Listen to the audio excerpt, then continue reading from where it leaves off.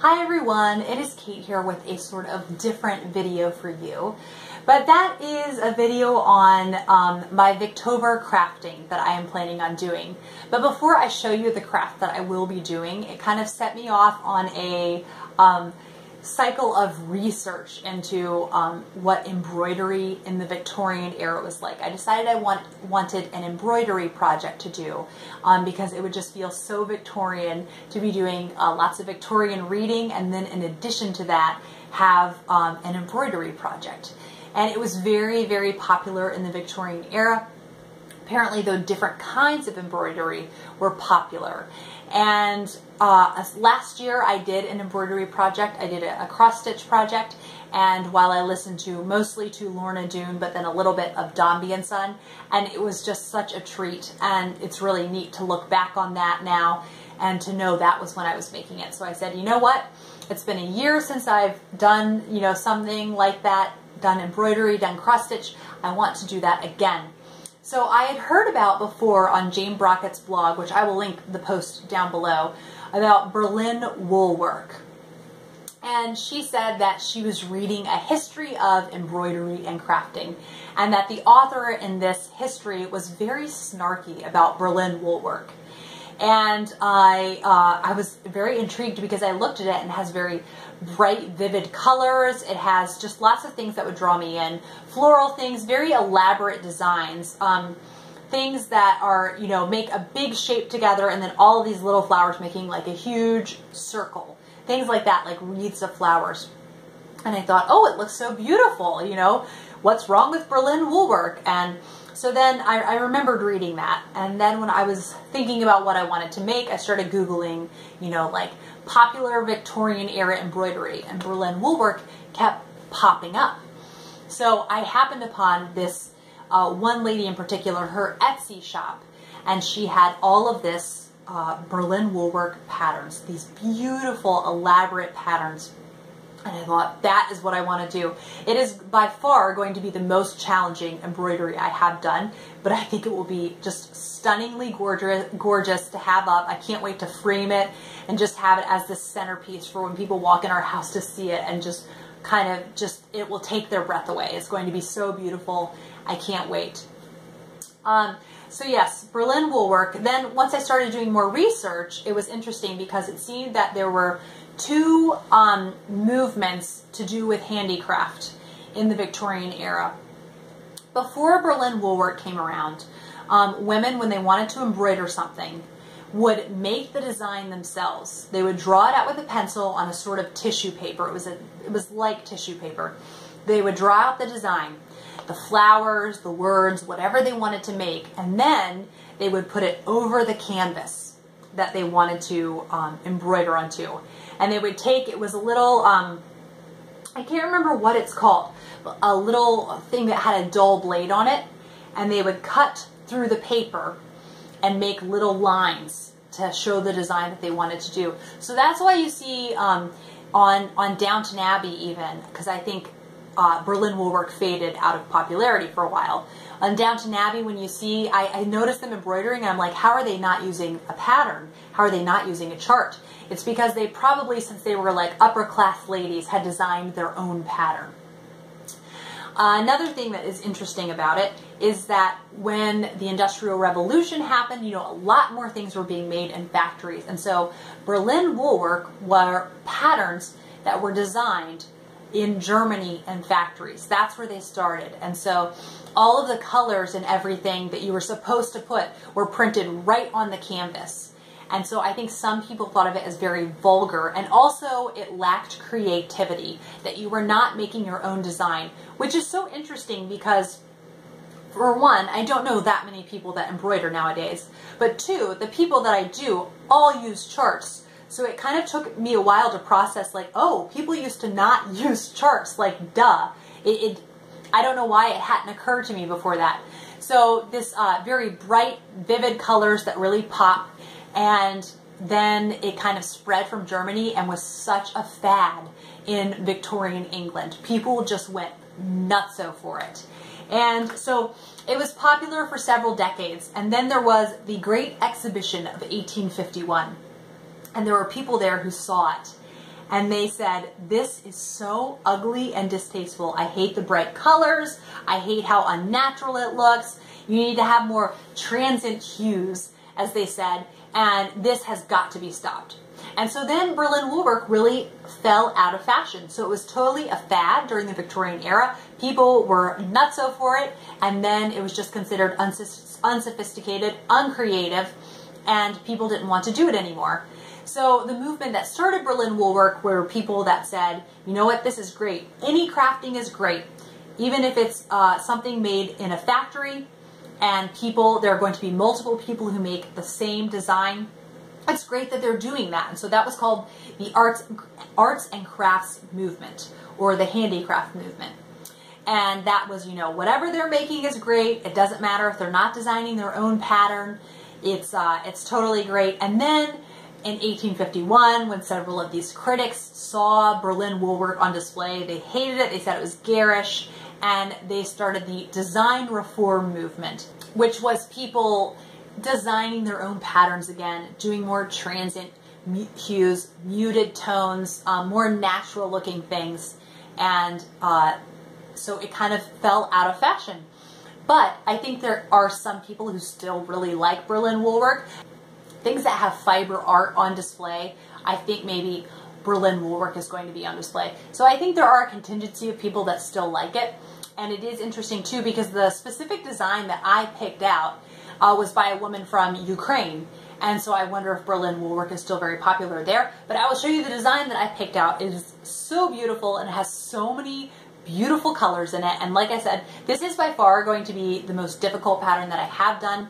It is the densest pattern I have done, but I am kind of working out a system of how to do it. I've done just a little bit of it because I'm saving most of it for Victober.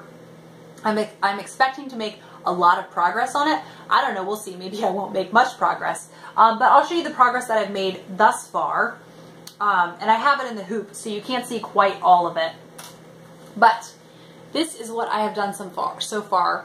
So I started, you know, in the very top left corner of it with this leaf and then the blue and pink flowers. And you can tell where it cuts off. It has about 20 different squares for you to design. And so I started the bottom of this square, and then I'll go up and finish that pink and blue flower. But I can't believe this, you know, this little piece here is just a 20th of the pattern. I'm really, really excited for this. I will totally show you guys when I finish it. And eventually I will frame it and have it up in our house. But it has such an array of colors in it. I counted them, and it has 62 different colors. And also definitely the most advanced type of embroidery I've done, because this leaf here, if you can tell, it doesn't just have like the turquoisey colors. It has 5 different types of turquoisey colors. So it gives it more depth, and it's just really something, the embroidery I think I've been the most excited about ever. So tons of colors to keep track of. I've made charts, and I have them all in Ziploc baggies and labeled. So hopefully I'll be able to keep track of everything. You know, keep track of everything, be able to not lose where I am in it, and it will just be a good time. Then I thought it was neat to think about how handicraft has been handed down from generation to generation of women, and how it really can bring people together. I just know the times that I've done knitting or embroidery with other people, it really is this special bond that you share. And it was really neat. We had a couple from church over a couple weeks ago, and I had, you know, spoken with them several times at church, but not really gotten to know them that well. And so it was so cool. I went up, I put my son to bed, and I came downstairs, and my husband and her husband were talking, and then she's sitting at the table and she's knitting socks. And I was like, oh, you knit too? And we just hadn't talked about it at church. And then I showed her my knitting. I showed her my brioche cowl. And we were able just to be like, oh, that's so pretty. And oh, let me tell you this story. And so it really was this bond that we shared. And I just think it's really neat. It makes me feel more bonded with women from hundreds and hundreds of years ago, because these are all things that we share. And I think there's such an intimacy to making something with your hands. You know it so well. It's so different than going to a store and buying it. Not that I never, you know, go to stores and buy things, but there's just something particularly special. It's just a different level when you're willing to make it by hand.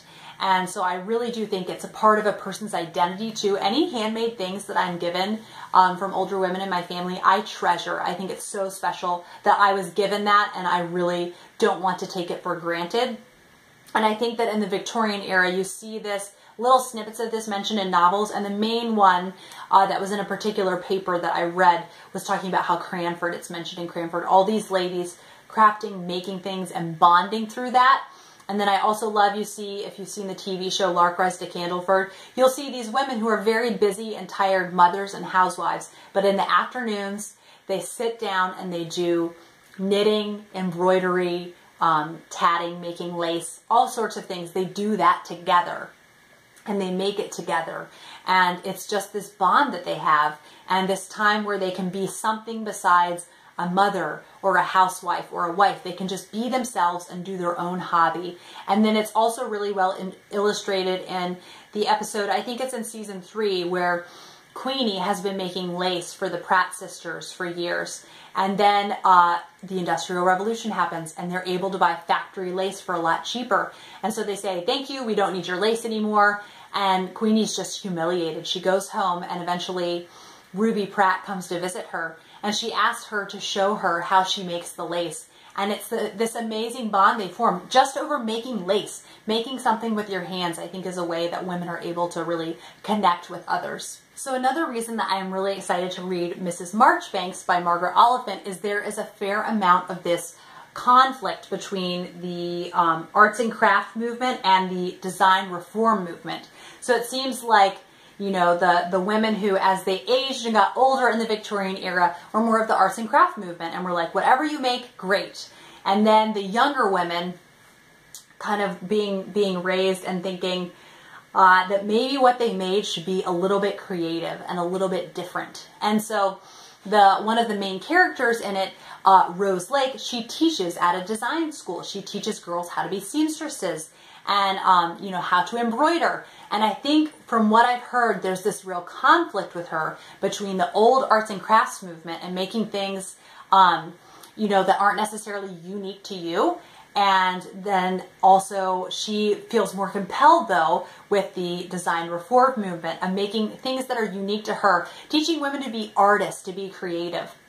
Although I do feel conflicted because I think that, you know, you could see someone take a painting that someone else painted and they put it up in their home, and people think that's very normal to take a painting that someone else painted. So to me, making an embroidery from a pattern is kind of similar. So I think it's just kind of this permanent shift that we've had since the Industrial Revolution of people less making their own things. You know, people knit things from patterns, and it's something that I didn't even realize had changed because of the Industrial Revolution. You know, these are these changes that people didn't realize were going to be permanent. I do think there are people obviously out there who design their own knitting patterns, but the majority of people just look up patterns and, you know, look up what they can make that other people have designed for them.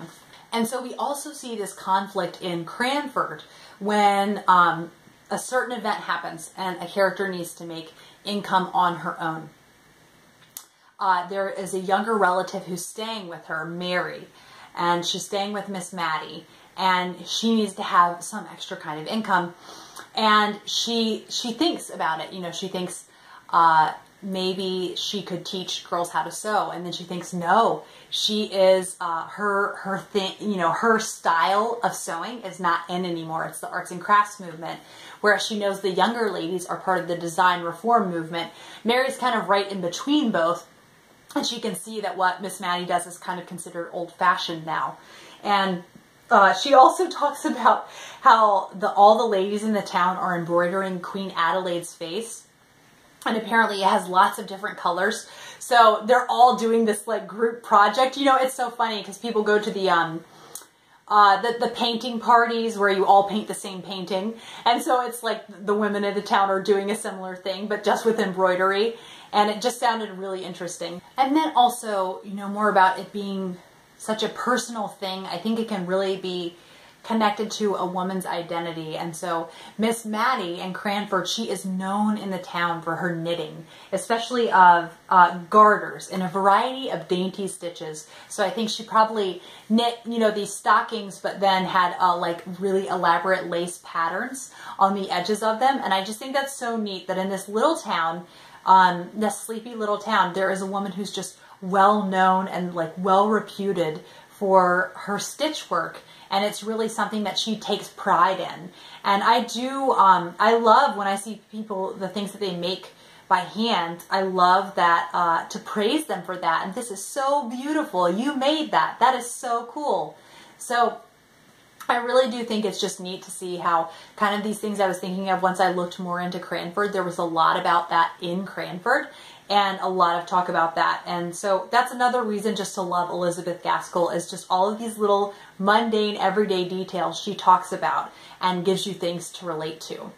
And then I also do love this other scene in Cranford where Miss Maddie starts talking about some upsetting things that happened in the family. And in the book, it's not the same way in the miniseries, but in the book, she and Mary are knitting. And, you know, she's so focused on the knitting that she can kind of tell her about these things that were very hard for her to talk about. But since she's so focused on the handicraft, doing something with her hands, and they're able to share this just really special, intimate moment. So those are kind of my ramblings on handicraft in the Victorian era. A lot I learned by doing research, very fun. So I am just so excited for my Victober embroidering. I hope that you guys enjoyed hearing about this, and I look forward to showing you this in all its glory with all its 64 colors once it is done. And yeah, I'll let you know my progress. I think now, since I've talked about this in a video for you all, I'll be updating with pictures to show kind of the progress. I think each square I'll put up a new picture. So yes, that is all I had to say about my embroidery, and I will see you guys for another video soon. Bye.